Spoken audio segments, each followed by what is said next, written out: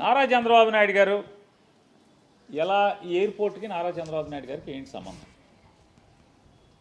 నారా చంద్రబాబు నాయుడు గారు ఎన్నికలకు వెళ్ళిపోతూ దిగిపోయే ముందు మార్చిలో ఎలక్షన్లో ఫిబ్రవరి 14వ తారీఖున 2019 ఫిబ్రవరి 14వ తారీఖున భోగాపురం ఎయిర్పోర్ట్ కంట ఒక దిమ్మ కట్టాడంట. అసలు ఎంత మొదలెట్టాడు నారా చంద్రబాబు నాయుడు గారు? ముందు 5,000 ఎకరాలతో 5,500 ఎకరాలతో ఎయిర్పోర్ట్ అన్నాడు. 5,500 ఎకరాలు అన్నాక మళ్ళీ ఒక నెల 2 నెలలు 3 నెలలు గడిచినాయి. అబ్బేబే తూచి 5,500 అసలు బాగోదు, అది ప్రపంచంలో అతిపెద్ద విమానాశ్రయం నేను కట్టాలి, 15,000 ఎకరాలతో భోగాపురం ఎయిర్పోర్ట్ నిర్మాణం చెప్పి మొదలుపెట్టారు. 5,500 ఎకరాలు అన్నాడు, 15,000 ఎకరాలు అన్నాడు. ఒక్క ఎకరా కూడా ల్యాండ్ పూలింగ్ అవ్వకుండా, ల్యాండ్ సెటిల్మెంట్ అవ్వకుండా, భూసేకరణ అవ్వకుండా, భూమి చేతికి రాకుండా రాయేసేదాన్ని ఏమంటారు అంటే, ఎట్టాగో పోతున్నామని తెలుసు, ఎట్టాగో ఇంటికి పోతున్నాం కాబట్టి ఒక రాయేసి ఉంటే ఎప్పటికైనా నేనే వేసాను అని చెప్పి చెప్పటానికి, ఏది హైదరాబాద్ నేనే నిర్మించాను అలాగా నేనే వేసాను, నేనే కట్టానని చెప్పి చెప్పటానికి తప్పితే ఎందుకు పనికి వస్తుంది అంటున్నా.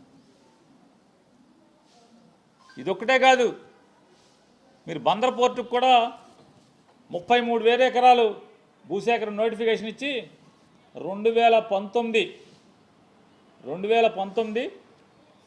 ఫిబ్రవరి 7వ తారీఖున బందర్ వచ్చి శంకుస్థాపన చేశారు. ఫిబ్రవరి మార్చి, అది ఏమండి మార్చి 7వ తారీఖు, ఇకంటే మార్చి 10వ తారీఖు 15వ తారీఖు కోడ్ వస్తుంది అనుకుంటారు. మార్చి 7వ తారీఖు బందర్ పోర్టు శంకుస్థాపన చేశారు. అంటే రేపు బందర్ పోర్టు వచ్చేడు పూర్తి అయిపోతుంది కాబట్టి అది కూడా మీరు కట్టినట్టేనా? సిగ్గుపడే పరిస్థితి ఉండదు. ఓర్వకల్లో ఒక ఐరన్ ఓర్ ఫ్యాక్టరీ కూడా శంకుస్థాపన చేశారు.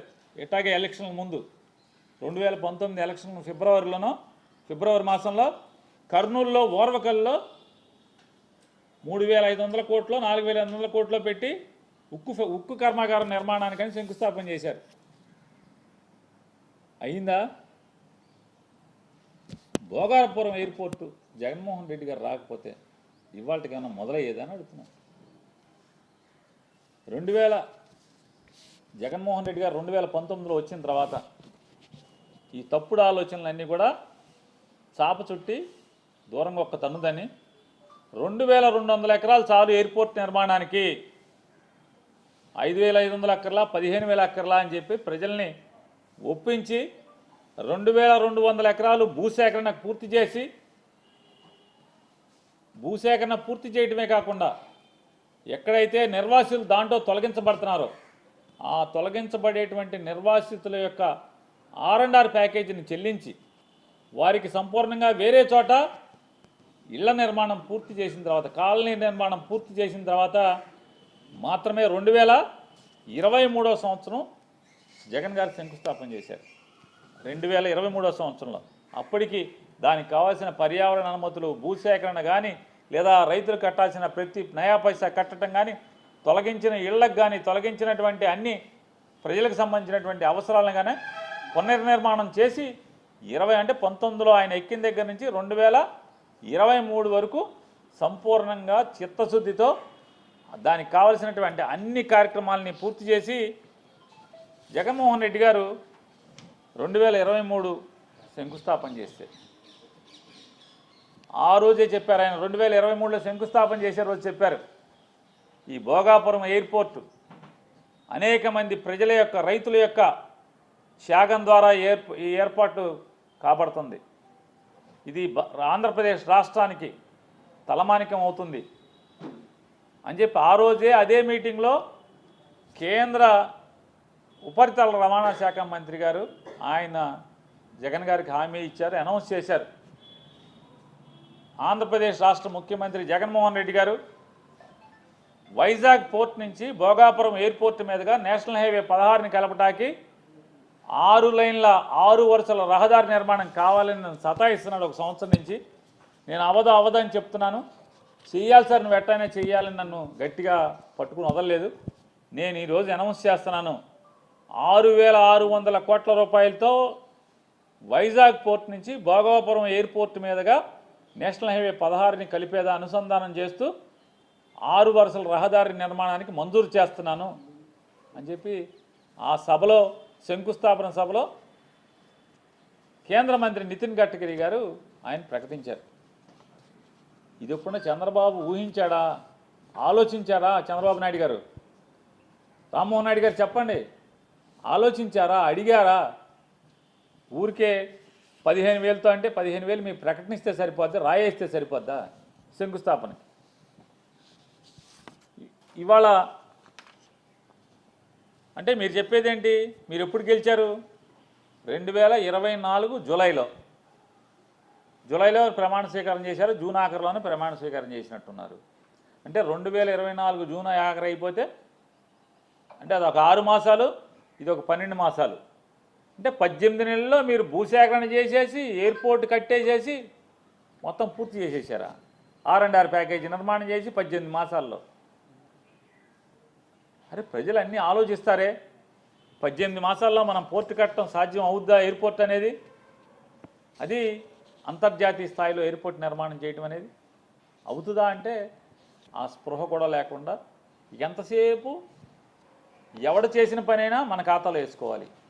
మేమే చేశాం అని చెప్పని డబ్బాలు కొట్టుకుని ఎవడో కష్టార్జితాన్ని కూడా మీ జేబులో వేసుకోవాలనేటువంటి తప్పుడు ఆలోచన మీ గురువు నేర్పిన, చంద్రబాబు నేర్పినటువంటి తప్పుడు సాంప్రదాయాన్ని తూచా తప్పకుండా అమలు చేస్తున్నటువంటి మన ఇండిగో రామ్మోహన్ నాయుడు గారు తంతు మనం చూస్తున్నాం. ఎలా అవుద్ది చెప్పండి? భోగాపురం ఎయిర్పోర్టు 18 మాసాల్లో భూసేకరణ పూర్తి చేసి నిర్మాణం పూర్తి చేయటం. ఇవాళ మొన్నటిదాకా ఏం చెప్పారు? జగన్మోహన్ రెడ్డి గారు మళ్ళీ వస్తాడని అడుగుతున్నారు. జగన్ వచ్చి మేము తీసుకొచ్చిన వ్యాపార సంస్థలన్నీ కూడా పారిపోయేట్టు చేశాడని చెప్తున్నారు. మరి భోగాపురం ఎయిర్పోర్ట్ పారిపోలేదా? భోగాపురం ఎయిర్పోర్ట్ కట్టేవాళ్ళు పారిపోలేదా అని అడుగుతున్నాను. చంద్రబాబు నాయుడు గారు మీరే చెప్పారు కదా, మీ తండ్రి కొడుకులు ఇద్దరు మొత్తం అందరూ పారిశ్రామికవేత్తలు అందరూ పారిపోయారు అన్నారు కదా. పారిపోతే భోగాపురం ఎయిర్పోర్టు ఎలా పూర్తయింది?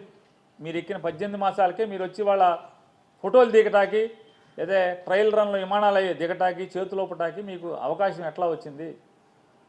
జగన్ కష్టంతో, జగన్ ఆలోచనతో, జగన్ పడ్డ శ్రమతో కదా వచ్చింది. ఇవాళ మీరు ఫోటోలు దిగినంత మాత్రాన, మేమే చేశామని టీవీలో ఊకదంపుడు ఉపన్యాసం ఇచ్చినంత మాత్రాన ప్రజలకి వాస్తవాలు తెలుసు అనేది ఇదొకటే కాదు. ఆ రోజు ఏం చెప్పారు? మీరు ఎక్కిన కొన్నాళ్ళు 1 సంవత్సరం పాటు జగన్ వస్తాడని మమ్మల్ని అడుగుతున్నారు. ఏ దేశం వెళ్ళినా, ప్రపంచంలో ఎక్కడికి వెళ్ళినా జగన్ మళ్ళీ గెలుస్తాడా అని అడుగుతున్నారన్నారు. సంవత్సరం పూర్తి చేస్తున్న సందర్భంగా ఏం మాట్లాడారు? జగన్ అనే ఒక భూతాన్ని మేము పాతేశామని చెప్పి మాట్లాడారు నారా చంద్రబాబు నాయుడు గారు. మీరు సంవత్సర పరిపాలన పూర్తి చేసుకున్న సందర్భంగా జగన్మోహన్ రెడ్డి అనే భూతాన్ని మేము పాతేశాం, అందుకనే పారిశ్రామికవేత్తలు పరిగెత్తుకొస్తున్నారు. వైజాగ్లో మాకు 20 లక్షలు పెట్టుబడులు పెడతాం, కోట్లు పెట్టుబడి పెడతామని చెప్పని పరిగెత్తుకొచ్చారు. మేము జగన్ నామరూపాలు లేకుండా చేశాం. ఇక జగన్ మళ్ళీ ఎప్పటికీ భూమి ఉన్నంత వరకు జగన్ మళ్ళీ గెలవడం చెప్పని సొరకాయ కోతలు కోశారు కదా. మరి ఏమైంది? మెడికల్ కాలేజీలో టెండర్లు ఎందుకు రావట్లేదు? మీరు పిలిస్తే మెడికల్ కాలేజీ టెండర్లు ఎందుకు రావట్లేదు? మీ వాళ్ళేమో జగన్ భయపెట్టాడని రావట్లేదు, జగన్ రౌడీజం అని మీరే చెప్తారు. చంద్రబాబు నాయుడు గారు జగన్ రౌడీజం చేస్తున్నాడు, బెదిరిస్తున్నాడు అని చెప్తారు. ఓ పక్కేమో జగన్నేమో భూస్థాపితం చేశామని చెప్పి మీకు 6 నెలలు గడవలేదు కదా. మరి భూస్థాపితమైన మనిషి మళ్ళీ లేచాడా? ఒకటి చెప్తాడు, జగన్ అనే భూతాన్ని సీసాలో పెట్టేసేసి లోపల పాతేసామన్నారు. అంటే జగన్ని పాతేయటం మీ వల్ల కాదు, మీరు 10 జన్మలు ఎత్తినా అవలేరనేది ప్రజలకు అర్థం కావట్లేదు అనుకుంటున్నారా? జనం గుండెల్లో ఉన్నటువంటి జగన్, జనబలం ఉన్నటువంటి జగన్, ప్రతి సామాన్యుడి ఇంట్లో ఫోటో రూపంలో ఉన్నటువంటి జగన్, ఎవరు మీలాంటి వాళ్ళు ఎంతమంది తలకిందులు తపస్సు చేసినా ఏమీ చేయలేరనేది మీకు అర్థం కావట్లేదా అని అడుగుతున్నాను. మీరు ఎన్ని సొరకాయ కోతలు కోసినా జగన్ని మీరు ఏమీ చేయలేరు. 2029వ సంవత్సరంలో జగన్మోహన్ రెడ్డి గారు ఈ రాష్ట్రానికి ముఖ్యమంత్రిగా రావటం ప్రజలు తమవాడిగా తమ ఇంట్లో మనిషిగా మళ్ళీ గెలిపించుకోవటం ఖాయం. మీరు ఎన్ని విష ప్రచారాలు చేసి ఒకసారి మీరు లాభపడ్డారు, గెలుపొందారు. ఇక మీ ఆటలు సాగవని ప్రజలు ఇప్పటికే చెప్తున్నారు.